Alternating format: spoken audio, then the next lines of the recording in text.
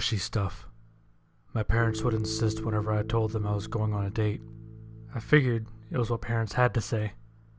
No one wants to think about their kids having a sex life, just like how kids don't like to think about their parents having one. So I went on my dates, and they were great. Lots of fun, countless good times, and yes, plenty of sex. Plenty of mushy stuff, as my parents were to say as I rolled my eyes to the ceiling. Like any kid, I did my best to hide it from them.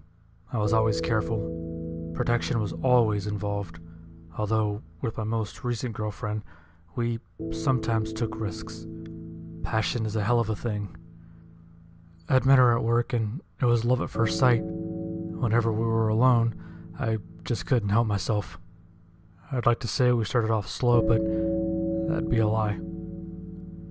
We were physical from day one. Sadly, our romance was short-lived. Only a couple days after we'd met, I learned that she'd been transferred from the home where I worked to another location across town. My heart broke. I didn't have a car. I walked everywhere. The news was devastating. I did my best to gather my thoughts, then I made a plan to sneak out in the middle of the night to visit her. She didn't know it yet, but it'd be our last time together. I couldn't take the risk of getting caught. Around 11 p.m., I told my parents I'd be going out. "Don't forget the curfew," they warned. I nodded and left. After a long walk, I arrived. A little while later, I embraced my girlfriend, then held her shoulders and stared into her eyes. I took a deep breath and told her what was bothering me.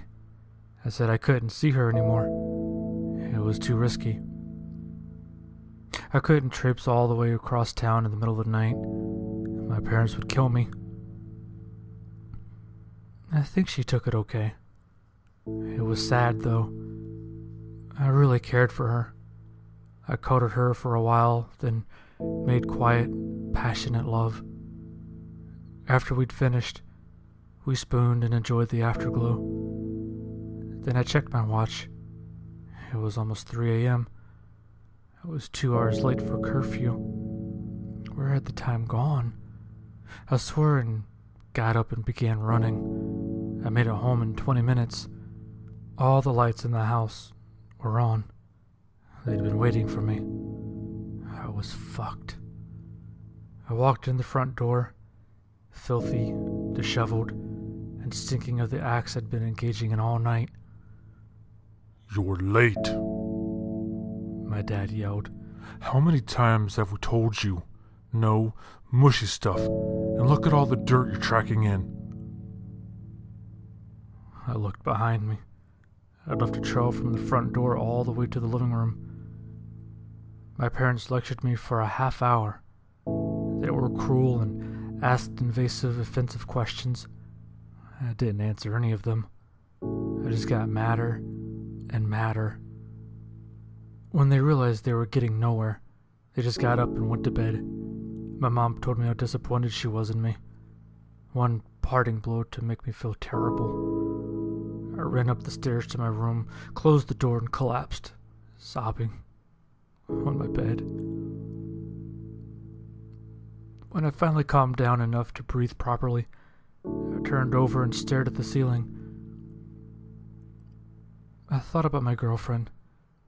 I thought about the good times we had in our short relationship.